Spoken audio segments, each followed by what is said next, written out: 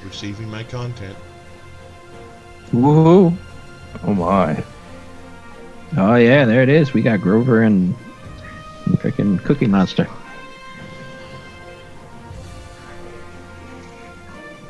And I hear ourselves, so let me mute it real quick. No, that's fine. We can hear ourselves all we want. Yeah, but I can't when I'm trying to talk and I hear myself in the background with like a 10-second delay. Oh, that. Yeah. I gotcha. And we're gonna go ahead and move over. Well, we already got 6 watchers. Yep. And Cat Ren made notice the Sesame Street. And something got jacked up already.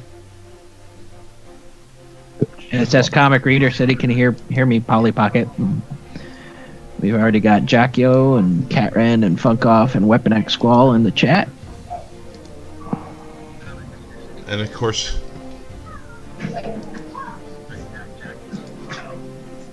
I can hear myself on your freaking screen now. Yeah, that's on me. Sorry. Douche. Hey, what do you want? And just so everybody knows, we will have the pure, unadulterated entertainment of attempting to use Skype again tonight. Yes. And because all I see on the screen still is Blaster Stash It. There we go. Okay. Woo! I think I got it now. It's all jacked up. It's Blaster Stash It Friday night. Oh, 3 of us in here. I think it should go okay. But none of you bastards better log off because it'll throw the whole thing off. And maybe you want that hilarity. I don't know. But we'll go ahead and start with Drew. What's your quote tonight? As your leader, I encourage you from time to time, and always in a respectful manner, to question my logic. If you're unconvinced that a particular plan of action I've decided is the wisest, tell me so, but allow me to convince you. And I promise you right here and now, no subject will ever be taboo. Except, of course, the subject that was just under discussion.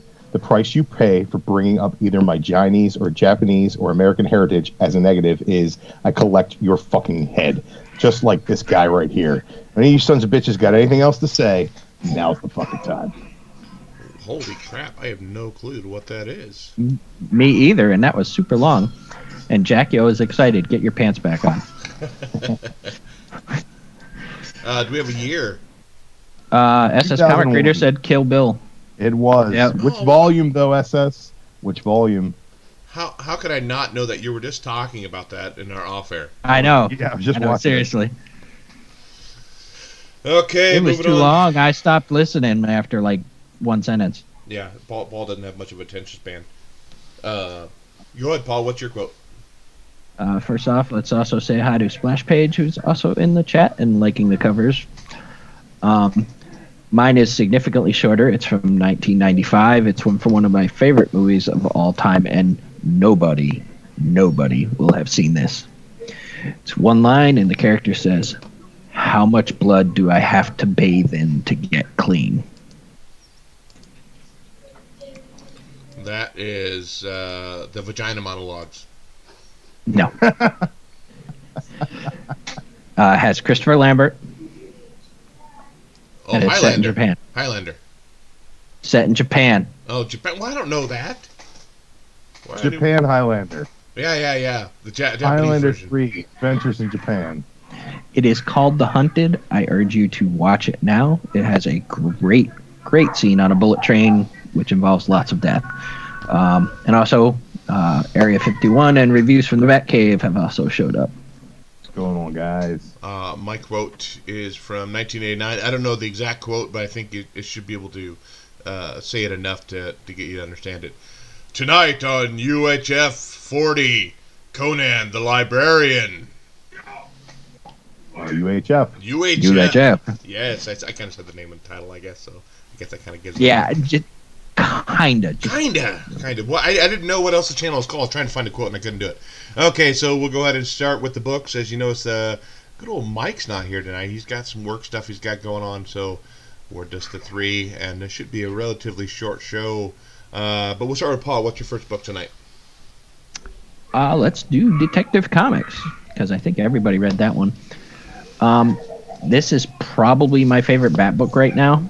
I really like where the story's going, and how everything is played out up to this point. I had totally just gone away from this book and came back about 3-4 issues ago. And it's just, to me, that it's exciting. It's kind of a new direction for things, and I like the whole Batwoman got her own little team going on and everything, and it's got Azrael, and I didn't catch who the other guy was, but it's decent. I like it. I'm gonna definitely stash it. Yeah, I'm the same way. I have not been reading Detective Comics for quite some time. But I jumped in because I know this is a new story arc. I think I can pretty much catch up to speed. There's not a whole lot going on. After, what's it? The Clayface was the big part of the last story arc, right? I think, Drew? Yeah. Yeah. And Batwoman put a cap in his ass. Myrtleated him. I do love it at the very beginning. Who is the main character? Is it... that's not spoiler, is it? Who is that? Fuck it, who cares? We're on Skype and it's going to mess up anyway. Oh, yeah, that's true, that's Cassie. true. Okay, so they're in there, they're trying to bust that child ring or whatever like that, and they're like, you're going to kick all of our asses? And she's like, yeah, I'm going to try. My favorite scene is when Clayface comes in and just freaking hammers that guy. It just obliterates the dude. Dude, that was freaking hilarious. This is actually a pretty good book. I enjoyed it.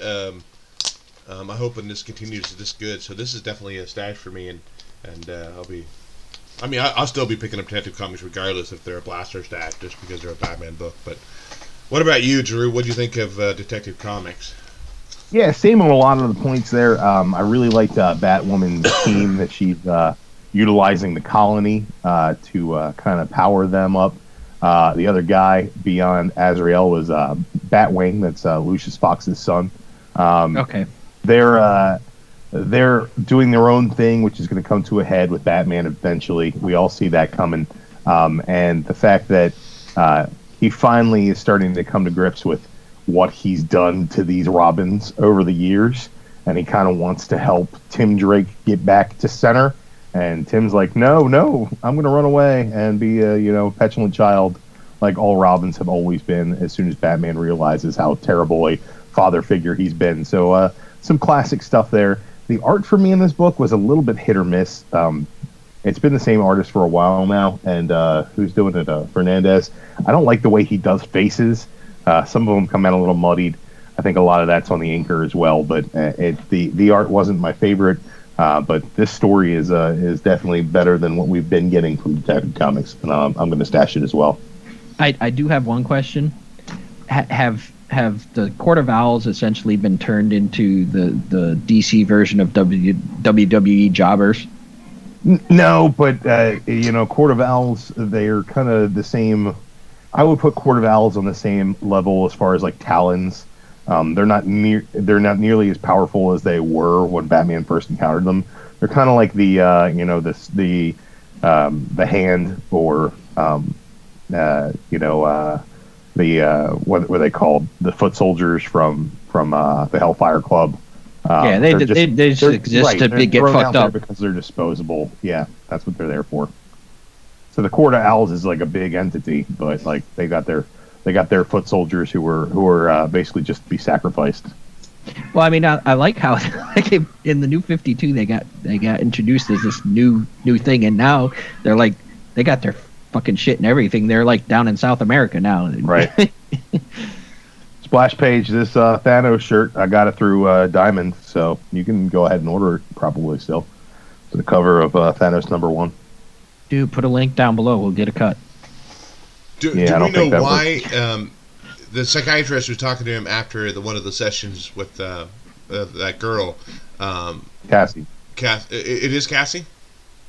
It's Cassandra. It's okay. Not spoiler. I forget what her code name is.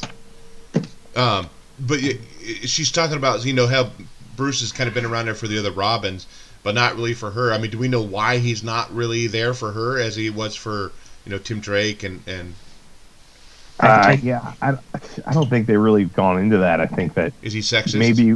Maybe we'll get some of that. I think hashtag time's up, and he's got to start spending more time with Lady Robins. Yeah, I think her code name is DC's Honey Badger. I wish she was as cool as Honey Badger. She's not. Cat Wrench says Orphan. That's right. There you go. It's Orphan. Yeah. Okay, so moving on. He doesn't have much of a tie to her as he does to the Robins, though. So who knows how that's going to work out?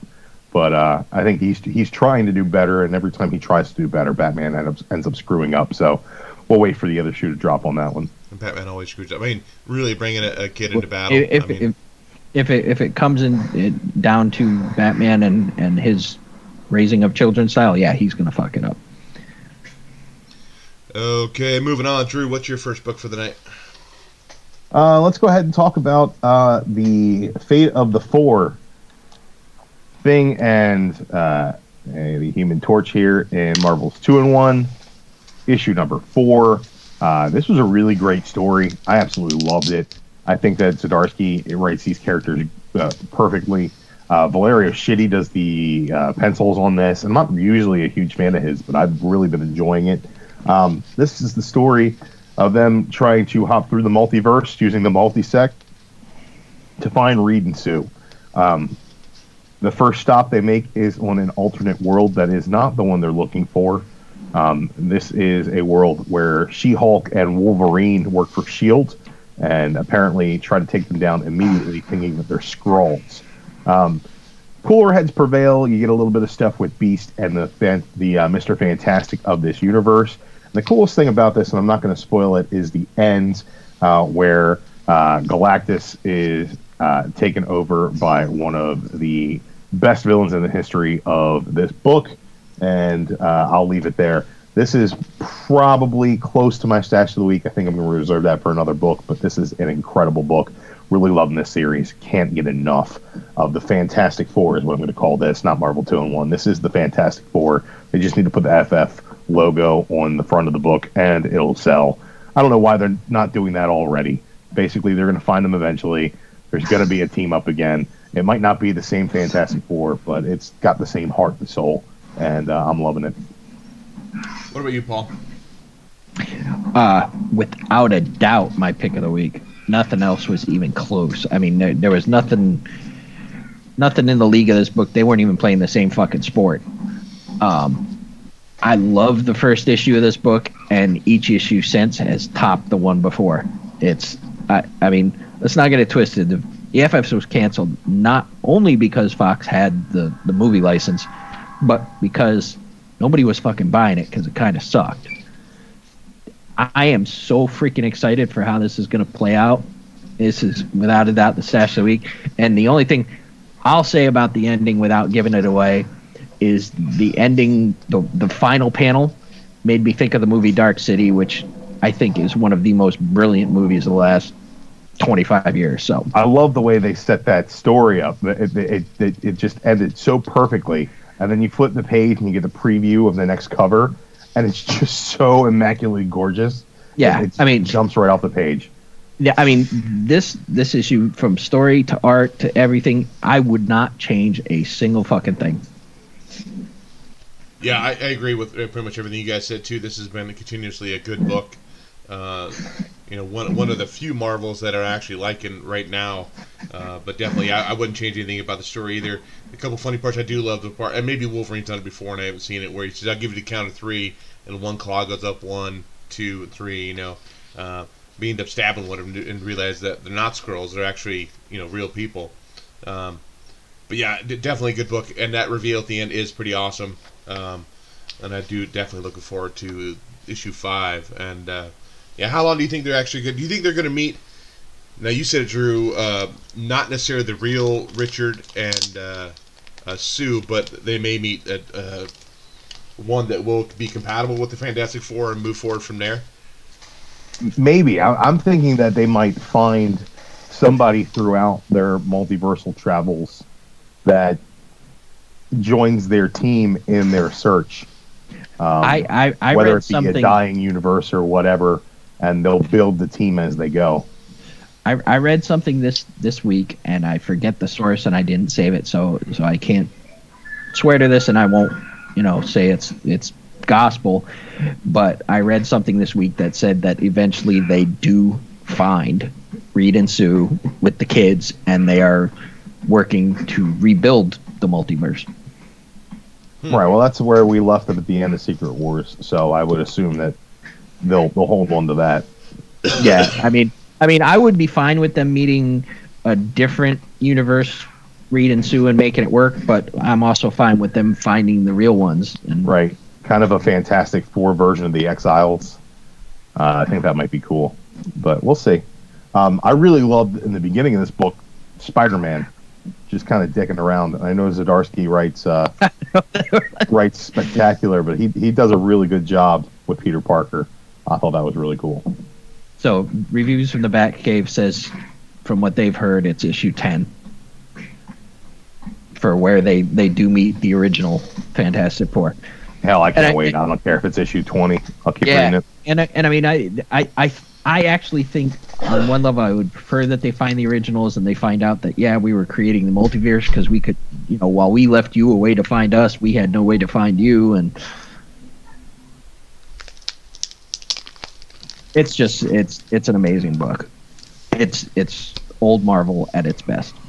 I was talking to somebody the other day, and not necessarily a comic person, but that's what I was saying. Some about these characters. They've been around since '62, right? Fantastic Four. Every once in a while, it's kind of nice just to let a couple characters go for a few years, and all of a sudden, like bam, they're like new again. And I think that's what this is going to end up doing for this Fantastic Four coming back. Well, I think that's part of why the sales were down. That the characters got stagnant. Yeah. Right, and they relaunched with the red costumes, which was a really cool looking book, but had no substance for the first 2 volumes. And once it started going somewhere, it was awful. Yeah. But I really like this take on it. Okay, moving on to my first book of the night. It is Mr. Miracle number 7. This is another one that's been consistently good. Couple issues get kind of weird. This one's definitely, it's not your typical comic, like a superhero comic. Here we're in a hospital with Big Barda. Big Barda's giving birth to their kid. You got both covers. I actually like the cover B. That's a really cool cover. I like them both. I thought they were really neat. The white one you're looking at with him holding the baby. Yeah, I where the baby's like static, like it almost looks like a Norman Rockwell kind of esque. Yeah, it does. Circle and stuff behind it. So Big Barda's in the hospital giving birth. It just seems like it's like an everyday kind of life kind of book. He's like, dude, yeah, we're in the middle of this big war. They're gonna murder me, but like, dude, I'm just sitting here. I'm just gonna relax. Wife's giving birth. It's like he has no other care in the world other than just being there for his wife or I'm not sure if they're even married, but yeah, they are. They are married, aren't they? Big Barda. And, yeah. He's wearing a Superman shirt. He needs to go to the waiting room. There's I think it's her family or her side of the family, and they're like, yep, we're gonna end up killing you once this is done. He's like, whatever. This very lackluster kind of attitude. But the one woman gives him a knife, said, you're going to need this to open her up or to cut. It will cut her as she needs to be cut, yeah. And you find out that's not in a traditional sense of what you think, like cutting her open and take the baby out. It comes into play later on in the book in a very important part. I thought that was kind of an interesting little twist to it. But definitely a stash, continuing to be a stash for Mr. Miracle. I don't know who else. I know Drew read that. I don't know about you, Paul. No, I didn't read it, but in the spirit of Mikey, I will say I still got to pick up the Superman issue where him and Big Barda make a porno. What? I haven't heard of that issue. Yeah, it's out there. I'll try and find out which one it is. I mean, they don't, of course, show it, but there's no question what happened. Brown chicken, brown cow. Yeah, no doubt. Go ahead, Drew. What do you think? I really dug Mr. Miracle. I thought it was good. It's been solid. The Gerard's art is solid as well. It reads like an indie book. It looks like an indie book. It certainly doesn't really have the DC feel to it. But when they bring in all the characters from the New Gods in kind of an everyday slice of life kind of way, it's really odd and enjoyable. The Furies waiting in the waiting room for Barda to give birth was pretty great. Her talking about how their child will never taste the fires of apocalypse when Granny Goodness how holds their head under the flames or whatever, and how their child's going to be different than the way they grew up, which was kind of cool. Anybody who's had kids can relate to this issue, and I think that the slice of life nature of Mr. Miracle is going to make it that much more impactful when something horrible happens with Darkseid at the end of this, which is definitely going to happen. Kind of the way that Tom King worked with Vision. Vision was a very mundane slice of life style book, and then when something dramatic happened, it hit that much harder. So I kind of dig the way he's telling the story. I dig the fact that it's a maxi series. It's only going to run 12 issues, so I'm excited about that. We're more than halfway there, and we're starting to get more in depth with these characters before it turns that final corner. So it's a stash for me. Yeah, I guess the first issue here he's trying to kill himself. So I mean, he doesn't really hold much value for his life anyhow. So I guess I can kind of see where he's just kind of like, yeah, whatever, dude, you're gonna kill me.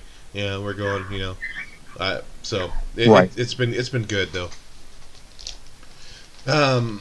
Paul, what's your next book? Let's do Sideways. You mean Spider-Man? Meh. Oh, I'm sorry. Yeah. Exactly. I thought the first issue was okay, but now they're so pushing the Spider-Man similarities, it's just kind of off-putting. I mean, I even saw what looked suspiciously like a symbiote. Yeah, so, I was going to say the same thing. The bloom is off the rose on this one. I'm probably going to stop picking it up. It's just not good. It's just too much Spider-Man. How about you, Drew? I didn't read Sideways because I'm not like you guys. I'm not contributing to the horror that is Sideways by buying more than one issue of it. This whole DC from the pages of metal thing, Terrifics was okay, and that's it so far. So I might pick up the second issue of that. No Damage, no Sideways, no Silencer, no thank you. Yeah, I've been trying to give each of them at least 2 issues a try. So I picked up issue 2 on this one. It wasn't horrible. I think it's one of the better ones for me. I like it better than Silencer. I like it better than Damage, definitely. But he has a lot of same kind of thing as Spider-Man. He's a teenager, has his powers, doesn't really know how to use them. The very end of he's a smart ass. He's a smart ass. Yep. I mean, the last page is kind of cool when he's all busted up and this other villain shows up. They even name her in here. I don't remember if she has a name, but she's like a speedster, and he's like she calls herself like something kill, whatever her power. Speed Kill. That would make sense. Kill Speed. Wow, it's a great name. I call myself Kill Speed for a reason. Time to whip up a little wind. Okay. That is very original. That's like a Rob Liefeld 1994 character name. No, she had feet. She had feet. She does have feet. I didn't say he drew her. I just said he came up with a name. She kind of looks like Storm a little bit too. White hair, white eyes. Sharp blade, sticky spikes, and whatever kind of names he came up with. Shatterstar. What a terrible fucking name for a character. Yeah, unless you're like Galactus and you shatter stars. It shouldn't be named Shatterstar. I like Shatterstar, don't get me wrong, but what a terrible name. But, I mean, I did like the last page. It is very reminiscent of Spider-Man, though. He grabs his mask. He's all beat up. His arm's in a sling. He's wearing the hospital gown. And he says, how about we step outside and I show you? I thought that was kind of a cool line. A little bit cliche, yeah. But I might pick up issue 3 to kind of see where else is going. But this is... To see what the symbiote becomes? Did it actually show what it becomes? That show it landed on that duck. It becomes a sticky sideways. So it's going to be like a fucking Howard the Duck's Venom. Well, they never showed really what it did. It just showed it ate the duck. And a little pile of black goo in the water. But, yeah, we'll see. Maybe that might ramp it up. And SS Comic Reader asked if you bought the Rob Liefeld Experience package for Fan Expo Dallas. No. I mean, I will tell you this much. I like Rob Liefeld a lot more now than I did when he was doing comics. But yeah, it's a stash for me, at least for one more issue, and then I'll go from there. What's your next book, Drew? Well, let's go ahead and let's talk about something you guys didn't read. Doctor Strange, number 387. This is another look at Damnation. Was that this anybody week too? who read Is that part 3? This is the Doctor Strange tie-in. Oh, okay, gotcha. Okay. Did you read issue 2? Came out last week. Yeah, I read issue 2. Yeah, I think I did. Right. The end of issue 2, they get there and they find out that Doctor Strange has been turned into a Ghost Rider as well. This is basically his perspective of that battle, or the lead up to that battle, and he has absolutely no idea what's going on. We get some interaction with Loki. Sorry, go ahead. We get some interaction with Loki and with Scarlet Witch, and it may not actually be them, but the characterizations of them is very well played in this, especially based off of the Loki story arc that headed up this story at the beginning of its run in Legacy. But I really enjoyed it. Definitely a stash for me, and I'm loving these covers. That's Mike Del Mundo on cover. I can't get my light right. Freaking gorgeous covers. But Doctor Strange, you need to put in one of Legends Mylars because it really makes it pop. They're all in Mylars. Is that Mylar only. really? That's why I get the glare, baby. Get that glare. Oh, there it is. Yep. I didn't see the glare at first. I don't got enough light down here. I'm queuing for my bat cave this evening. Justice Carpenter says meat lovers pizza. He's eating he better be thanking every god above that Mikey's not here when he's saying about meat lovers pizza. Yeah, probably. Yeah, well, nobody loves the meat like. Go ahead. What? Huh? What do you were gonna say? Shut up. We were gonna have Mikey. We were gonna have Mikey get on from work, but yeah, set up his phone, but he didn't want to. You know, he didn't want to see how little he actually works. You know, they don't need that kind of proof. Moving on. Do you want to go with your next book, Paul? You haven't done one there, yo. Yeah, I did, Mr. Miracle. Yeah, a while ago. Okay, I mean, I can. I can go too. Whatever. Didn't you do Sideways too? I did Sideways. No, I did Sideways. Okay, well, I'll tell you. I'll go then. Okay, how about that? Just make it easy. Avengers No Surrender 684. The one who should be going twice is Drew, because he read like 18,000 books, and you and I read like 6. Yeah. I should. This is continuing to be good. The story's definitely evolving. It's a little more, little backstory of how Bruce Banner came back to life and how he died throughout multiple times. And he's been brought back. He's like, God, just let me be dead. I'm tired of being resurrected. Brother Voodoo ended up saving him this last time, and he ended up hulking out. And we find out too, if you read the last issue, that God, what the hell is her name? The one that was always there, but she wasn't. Voyager. Find out Voyager never was there. It was all manipulation. That she's part of the game, or she's the. Oh, God, I'm horrible with names tonight. You're horrible with speaking tonight. Yes, that's true. That's true. I had pizza too early. At least you didn't try to do a fucking accent. I could try. The Game Master? Kick you right in the yam back. Grandmaster, thank you. But she's ended up pulling her own twist on the game itself and kind of going behind his back. With Hulk being back and beating the shit out of everything, this is definitely still a good story, and I'll continue to pick this up. This is one I actually look forward to reading each week. Marvel Avengers. What about you, Drew?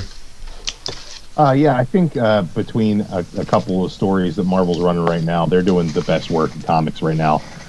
This was fantastic. I absolutely loved the use of continuity when they brought back the Hulk. Every time that he's died, every time he's been brought back, all the stop-starting they did after Civil War II with Secret Empire when they brought him back there, when they brought it back in Uncanny Avengers, they explained it all. It all had its own place in continuity. I like the fact that when he came back, he was the Hulk. He was not Banner. He is the immortal Hulk, and he is there to mess stuff up. The Lethal Legion is fleeing. What's his name? Glenn Ray or whatever. The cosmic gladiator badass who's been kicking ass all over this event. Hulk just snaps his spine and he's on the ground whining. Oh, he broke my spine. I laughed out loud at that. The fact that he gets into the Avengers base and Living Lightning can't phase him. And Tony Ho comes out with her suit. She's going to try to phase through him. He just rips her suit off into a million pieces. He's just unstoppable. And we finally get our first look at the Red Hulk in the Patriot armor that we saw was a couple months ago. We were posting that in all the forums, and everybody was shitting on it. Oh, Marvel's jumped the shark again. They put a Red Hulk in an Iron Man suit. No, man, it looks like it's going to be badass. I'm psyched for it. I can't wait for the next issue. Luckily, we only got to wait a week until we can pick up the next issue of Avengers, and I've been loving this weekly series. I think they've done top-notch work on the art. The story's been great. Zub and Wade and Ewing are all working together on this, and there's no seams in it. You can't tell who writes what. You can't tell what's going on as far as creative. It's just a cohesive story, and it's been badass across the board. I'm super into this, and I can't wait. I like the fact we finally got a real origin for Voyager. We don't really know all of her motivations yet, but it's cool stuff. I'm loving it. I haven't read it because I'm very picky about my Marvels, because fuck Marvel, but it's probably amazing. But I know my fans need my fuck Marvel. So, I mean, do they kind of explain why he's wearing the Iron Patriot armor is because of heart issues? Is that the reason he's wearing that? No, he was the Red Hulk in a way that they hadn't done before in U.S. Avengers. Yeah, I read the first issue of that one. He was basically on a timer, the way Damage is, but they did it first, and they did it better. And they, during Secret Empire, Hydra used nanites to hijack his system, and he kept him the Red Hulk for over a year and used him as, basically a slave. And when they got him back and they finally depowered him, now he's always red, and now his Hulk counts are unstable, and he's not as strong as he used to be. And the point is, he was never as strong as Banner Hulk ever was, but with his Hulk out abilities and some technology, he thinks he can level the playing field, which will be fun to watch. Yeah, we'll see. We'll find out next week, though. That's what's nice. He's going to get his ass in. Destroy him. I guess we'll go back to Drew and see what other books you read. Maybe we didn't read this week. Okay, let's just go off the top of the stack here. Action Comics $9.99. 2 weeks away from 1,000. That will be the big benchmark. This is kind of just a placeholder issue where General Lane explains to John why he doesn't care for Superman, why he needs to be prepared for Superman's eventual evil turn, his heel turn, if you will, and why that has been a point of contention between him and Lois. And this issue ends with Clark coming home as he's storming out, and basically Clark mending fences between his father-in-law and his wife. It's some good slice-of-life storytelling with Superman, but Jurgens doesn't do that as well as Tomasi does, in my opinion. It kind of rang a little bit hollow for me. I'm still going to keep reading this. I'm definitely not going to drop it before issue 1000 comes out, but this is a soft stash. Not a huge fan of this issue right here. The art was solid, but it just wasn't much to it. How about you, Paul? Did you read Action Comics? No. I know. I heard it was going to be a filler, so. It was, apparently. Are you guys It was a filler. ordering any variant coverage for issue 1000? I'm going to be getting the, I believe it's the 70s variant and the 40s variant. I'm not sure what other ones I'm picking up. I think I'm doing 30s and 40s. Oh, so I know I by picked up artist. I didn't know by the decade. I'm picking up the, what's his name? Mike Allred, I think, did the 40s. That's the one I'm super psyched for. Then there was a Cho variant, I believe, I'm picking up. And I can't remember the other one. I think I'm picking up like 3 altogether. I think I'm only getting 2, the Jim Lee and the Steranko. Those are the 2 I'm getting. I think the Steranko is the one I'm picking up. But I'm not 100%. I think he did the 70s. Okay, Paul, what about you? Your next book? Let's do Vampire Veronica. It's an Archie book with Veronica as a hot, sexy vampire. So the bar for being good is pretty low for me. They had me at Veronica as a hot, sexy vampire. That said, the book was pretty decent, and I'm probably going to continue to pick it up. They have been pretty decent with these, the Archie horror line, so it was good. The art was decent, the story was decent, and Veronica was a hot, sexy vampire. I hope Drew doesn't hit any buttons while he's out getting a beer or a beverage. That'd be awful. I read this one too. I did not read the Jughead the Hunger or Archie Zombie, is that what it was, or whatever that one was. I read through this one. The story itself was just not enough to sink my teeth into. Let's see what I did there. Oh, man. You suck. I had to do it. I told my wife earlier. I said I got a stupid line for Veronica. Well, here's to you. Your jokes are driving me to drink. Okay. It just didn't. Nothing new for me. It just didn't bring anything new to the vampire genre. I don't know if you really need to bring anything new to the vampire genre, but it just didn't hit me at all. And I didn't want anything new. I wanted Veronica as a hot, sexy vampire. well, maybe you did. I just didn't like it very much. So, unfortunately, it's a blast for me. I'm not picking up issue 2. We'll go back to Drew, I guess. I know he's got a few more books there. All right, let's go with my pick of the week. This week is issue 296 of the Despicable Deadpool. This is Bucket List.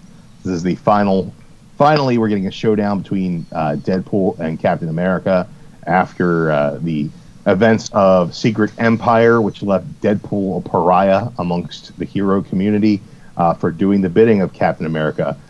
There's some great action in this, some great conversation between the two of them as they fight, and a couple instances where Deadpool drives Steve to, do something horrible to Deadpool in front of children or in front of bystanders to make him look bad, and that's kind of funny as well. He says, don't get up. And he says, if you want me to stay down, you have to pin me to the concrete with that katana. He said, I don't want to do it, but I'm going to do it. And so he starts to get up. He stabs him through, and he turns around. There's a bunch of kids sitting there in a parking lot looking at him horrified. This basically gives Deadpool a chance to turn over Preston's remains, who was the LMD who was helping him and his family, and is trying to get Captain America to stay off his back, but at the same time bring back Preston. This, again, is one of the best stories Marvel's doing. Jerry Duggan has been writing Deadpool ever since issue number 1 of Marvel Now. He has not taken a break from this character. He has built pathos into this clown and made it enjoyable along the way. The art is top notch, and it's one of the better books that they're putting out right now.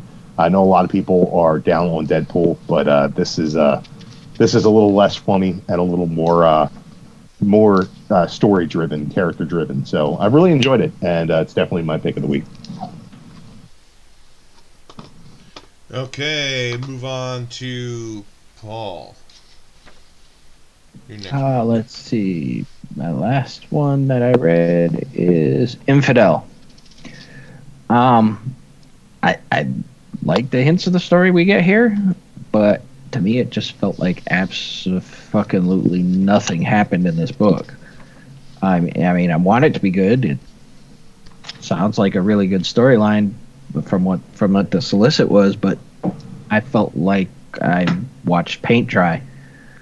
I'm gonna get the next issue, but this is on a pretty short leash. Yeah, I kind of feel the same way. And it did have some cool pop culture stuff. And they talk about Star Wars making a cake with the Sarlacc cake for the girl. That was kind of a cool thing. But essentially, the storyline is about the Muslim girl who lives in this apartment complex with her. Looks like it's her boyfriend and his kid and his mom. And she's saying, "Oh well, I should give you our pork recipe," and her boyfriend gets all pissed off because she's Muslim. She doesn't eat pork. I don't know why you know that. Blah blah blah. And I'm trying to figure out where her being Muslim, plays into the story. I'm sure it probably connect in some way further down the road. But the apartment complex is haunted, or this one room or whatever upstairs is, and her neighbors are kind of rude to her, maybe because of her religion. Yeah, I think what happened at the apartment complex, from what I got, was that someone set off a bomb in there that blew up. Like, I didn't think about that. Go ahead. No, I forget where in the story, but someone said something about first they said it was the site of a mass murder, but then later on I caught something about a bomb going off or something, and one got the impression that it had nothing to do with Muslims, but who knows? Maybe they were just going to beat that PC drum and make it about Muslims so that we can talk about how evil we are to them and everything. And I'm hoping they don't go that route. Yeah, I don't remember seeing that part. I mean, maybe I skimmed over and I didn't see it, but that would make more sense. Why maybe some of the neighbors are kind of like, get away from us. I don't want to talk to you. Slam a door in their face essentially and stuff like that. But again, I don't think I'm going to be picking up issue 2. There's nothing that really grabbed me in this book, so it's a blast for me. That's just my last book too. Good. Yeah, just nothing happened in it. I think this is only a miniseries too, isn't it? I don't know. But I don't know. Now Drew has about 832 more books to go, so do it quick. Yes, my last. Well, I'm going to skip over most of it, but I will. You got about 4 more Deadpool books. I've got one more Deadpool book we're not going to talk about. But we did get a lot of X-Men this week. If you're a mutant lover, astonishing number 9. This is The Man Called X. This is Professor Xavier has put himself from the astral plane into the body of Phantom X, and hilarity ensues. It's really not that funny, but it's a lot of great action, and this is probably my favorite X-Men title right now. Really enjoying what they're doing there. All new Wolverine. This is a filler issue here. Kind of a one-and-done story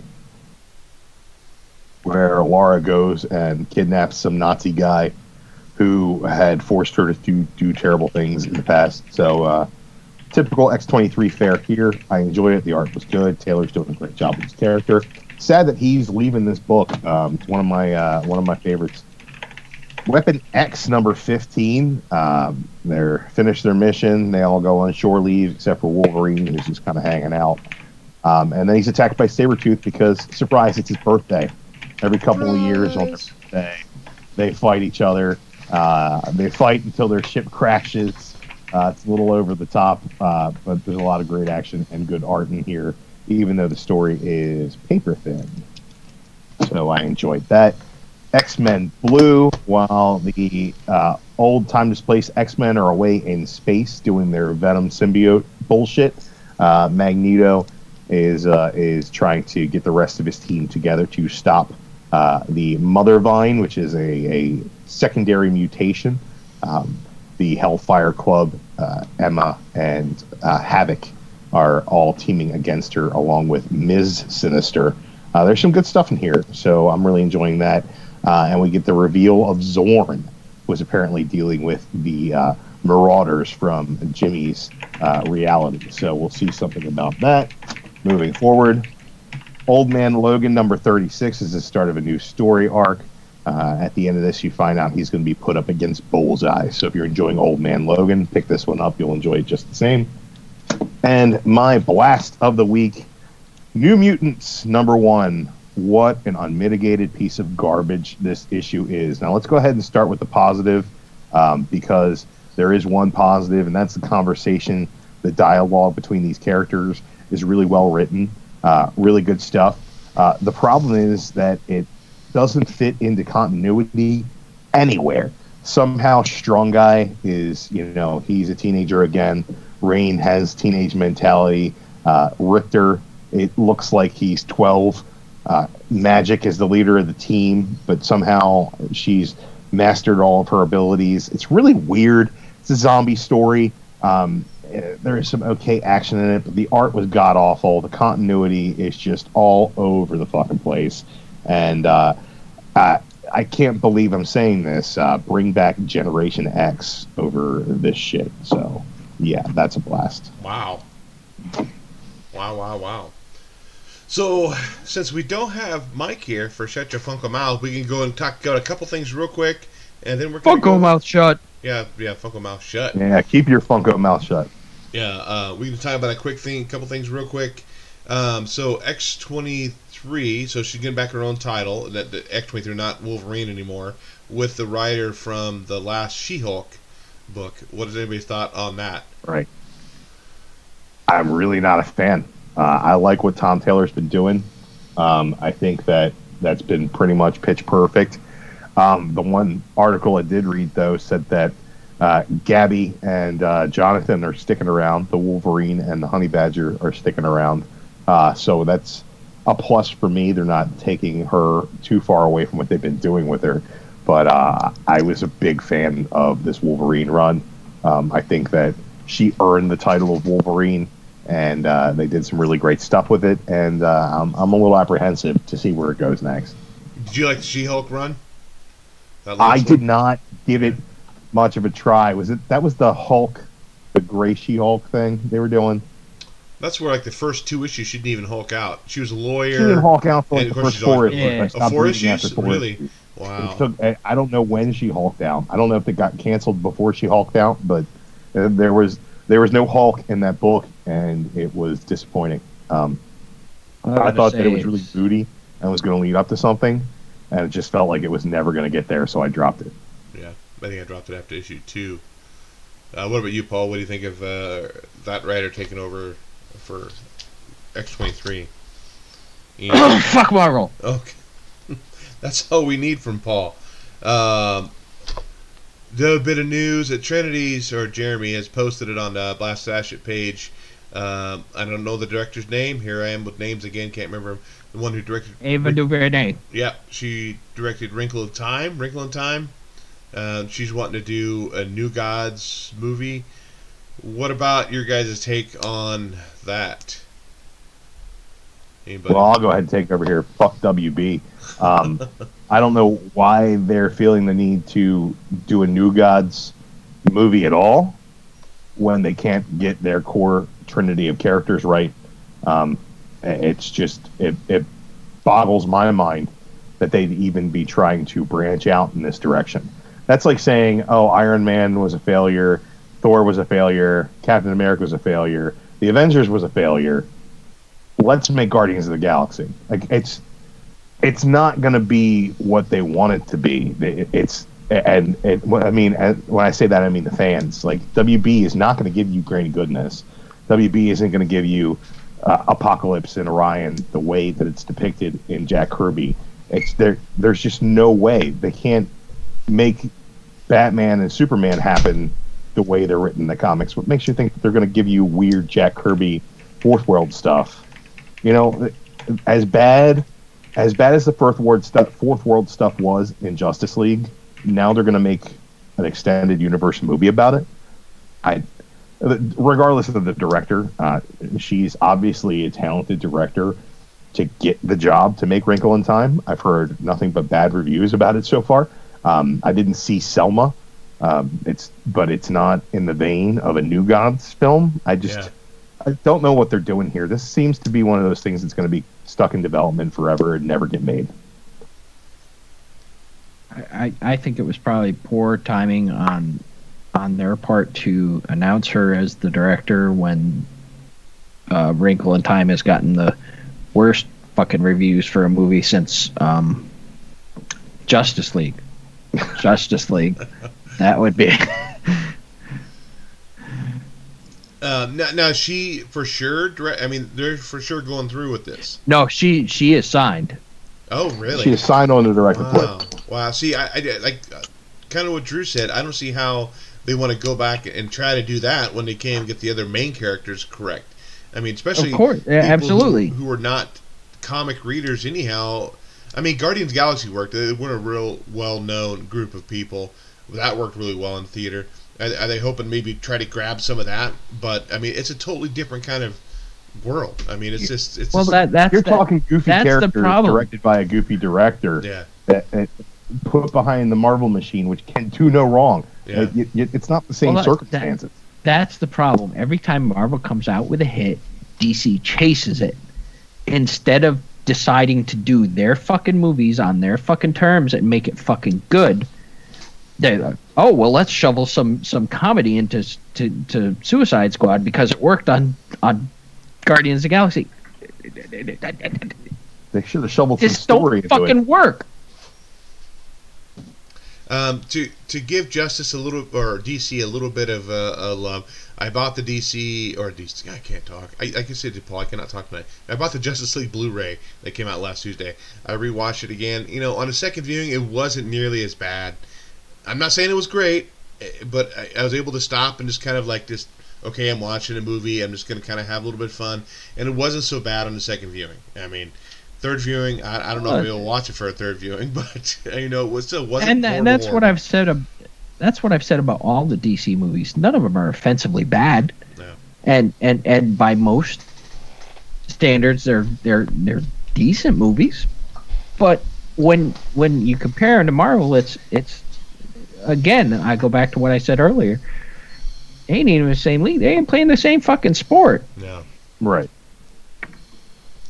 One of them is touching her feet, and the other one's sticking their tongue in their holiest of all holies. And oh yeah, there we go. Back to the Quentin We're back to Quentin Tarantino. Ain't even the same fucking sport. Yeah, I liked Justice League when I saw it in the theater. I had fun with it. It was a fun movie to watch. But anybody who looks at that movie and says, this is a good movie, technically, script-wise, acting-wise, production-wise, CG-wise, you're wrong. It's not a good movie. You can have fun watching something that sucks. Plenty of people like to watch Transformers movies. You won't find anybody arguing that they're any fucking good. If you had fun with it, that's fine. I've got no problem with that. My problem is that I appreciate these characters on a level that they're not reaching, and that Marvel simply is. And you look at them, and they're, I don't want to play, catch up side to side, judge them, one by the other, because they're coming from different perspectives. But there's no way when they put themselves up the way they do that you don't judge them against somebody who's been doing it the right way. A lot of people were upset with Homecoming and the way Spider-Man was portrayed there. Wasn't their Spider-Man. I get that, because every time I watch a DCEU movie and they change things, like it might be something small here or there, it's just you're not getting it right. You're not getting the character right. So, it's not that I don't enjoy these films. I saw BVS in the theater, and I had the best time ever sitting next to my buddy, because we both were laughing at how terrible it was throughout the movie and where they went wrong. But I still enjoyed it, and I can't ever erase that experience from my life. They gave me a night of entertainment that I couldn't get otherwise. But like I said, Justice League, not that bad. But what was bad was just so far off base from what they could have done that would have been so much better. It's achieving. You watch something with such great potential, and they achieve like a third of it, and you're like, oh man, come on! Like, all you had to do is try a little bit. See, and they fall into that gray area where it's not really, really good, and it's not really, really gloriously bad. I mean, I would, if they were gloriously bad, I'd be like, I would love to see like a Mystery Science Theater riff tracks thing on this, but they're just not that bad. You can't just sit there and make them good by lampooning them. They're middle of the road. Just they're the kind of films that 10 years from now nobody's going to remember. Okay, how about Jessica Jones? Anybody watching more Jessica Jones this week? I finished it. You both finished it? I I did, yeah. haven't. You're still on episode 1, aren't you? I'm on 2. Episode a week. Yeah. Well, it's only 13 episodes. So we'll talk about it again next year. Okay. I thought it was glorious. I mean, I see a lot of negative comments about it because everybody's like, oh, there's no action. There's no. It's a comic book show, but it doesn't have to be a superhero show. It was brilliant. It was the noir detective. It's everything about Jessica Jones that makes Jessica Jones great. I loved it. I thought it was a bit of a mixed bag. I think it was nowhere near as good as the first season. I thought that the best part about it was the episode where Kilgrave shows up and it's like in her head. That was the best part of the whole season. Yeah, spoilers. Go ahead. Sorry. That's not even towards the end, and it's not even really story driven. But there's some stuff that annoyed me about it. I think that the Hellcat stuff, the Patsy Walker stuff, it was just overplayed a bit. I think that actress has a little bit of trouble reining herself in. I thought that the actress who played the big bad, I guess I won't spoil that for Dave because he'll never get through it. Is this the but attorney? I thought that the actress really wasn't that good. The attorney? And left a lot to be desired. No. Okay. No, I mean, I can see some of your things, but I mean, But I thought most of the writing was really good. Yeah, I think most of the negative comments are people are expecting a superhero show, and Right. just because it's a comic book show doesn't mean it has to be a superhero show. Well, I It think if was you better read the than any books too, season that hero. the books don't necessarily revolve around that either, do they? Yeah, I mean, no, I mean it's like I said, it's a ground level, it's a noir detective, kind of Right. show, and I think on that respect they delivered. Where do I you think- rank it amongst the other Netflix series? I still think Daredevil is the bar to beat. But I still will say that Jessica Jones I think is a very close second. Yeah, I think it's light years ahead of Luke Cage and Iron Fist. Oh, Yeah, definitely. I think that this season was on par with Punisher. I thought that the first season is probably my favorite Netflix Marvel series season just in and of itself. I think that the Purple Man saga is better character-driven drama than anything we got in Daredevil season 1. I think that Daredevil season 2 is on par with it because of all the action we got, the Punisher stuff. We still got Fisk, we still got Elektra, and we got so much thrown into the season that it gave us more of what we wanted. But Jessica Jones season 1 is, like, character-wise, the best thing that they've done so far. I love Kristen Ritter in that role. I've never liked her in anything else. I was really dismissive of her casting initially, and I think that she's absolutely perfect in it. So I enjoyed Jessica Jones season 2. I don't think it's one I'll go back and rewatch, though. Yeah, I mean, and one thing I will say, and this is again where I think one of the places where I think Marvel just owns DC. They know how to cast their shows. Every time someone says, nope, that's not going to work, it works. And every time DC says, cast someone and said, people say, nope, that's not going to work, most of the time it doesn't work. Although I do like Batfleck a lot more than most people do. But I think he was the best part of some of those movies. But He might have been the worst part of Justice League, but he was probably the best part of BVS. So Yeah. it kind of comes out. And he Yeah. might have been the best part of Suicide Squad, too, aside from watching Hardly on mute. Well, I mean, Will Smith played Will Smith in that movie.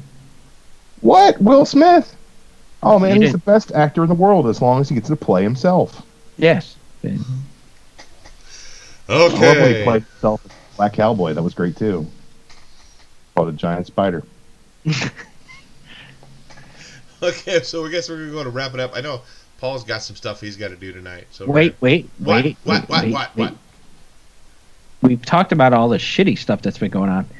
We got to talk about the gloriousness that was the new Infinity War trailer. Oh shoot! I totally spaced it. I've only seen it once, so go ahead. I got fucking goosebumps. I mean that trailer hit on every point of awesomeness, and I couldn't wait for the fucking movie before now, but now I really can't fucking wait for this movie. 2 words. 2 words. Thanos armor. Oh, Thanos armor. Oh, they actually showed him in his helmet too, didn't they? Was in his armor. That was great. That's there's going to be they showed shades of a Gamora backstory. You got wood, didn't you? And well, I might still have it. Infinity War, the new Viagra. The end of the trailer with Peter Parker and Doctor Strange. He's, hi, I'm Peter. I'm Doctor Strange. Oh, we're using our fake names. All right, I'm Spider-Man. They already played that joke already in Doctor Strange's own movie, and they can do it again with Spider-Man, and it doesn't lose anything. Yeah. I absolutely love that. Star-Lord trying to take over in front of Tony Stark, setting his own plan. That was awesome as well. I can't wait for this movie. It's going to be great. And Dave watched it once, so he's. I have to go watch it again. I'm trying to get away from actually watching trailers. Watch like the teaser because I don't want to know too much. That's the only downside about watching first, second, third trailer, international trailer, all that stuff is that you get too much, and I don't really want to know that much. But I'll probably end up watching it again, and Drew's probably watching it right now just to maintain that. Just because you see every fucking character in this one. But I do have 2 tickets to the premiere. To Paradise? No, 2 tickets to Paradise. Because your LCS is trying to get in your pants because you're going after the one with the hot lips. Yeah. So yes, moving on. I guess we'll go ahead and close this thing out. We'll go with Drew. Last minute shout outs. Anything you want to say? Yeah, shout out to everybody in the chat. Saw a couple people praising my truth, and I appreciate that. Shout out to Stella Artois for keeping me truthful, and shout out to Walgreens for providing me with this fantastic Mr. Fantastic, and beyond that, see you guys next time. Paul? I would like to thank everybody for showing up. You guys have made it fun. We've had a good time today. I would like to thank the 5 people who thumbs us down because you still count as views. And I do have a bit of bad news. Due to a unforeseen circumstance, Midwest will not be making the Dallas Fan Expo. There was I need a medical procedure, and the only time they could get me in for about 3 months was that weekend. Well, the Friday before it. But figured it's time to let everybody know because I was hoping somebody would cancel and I could get in sooner. But it's not going to happen.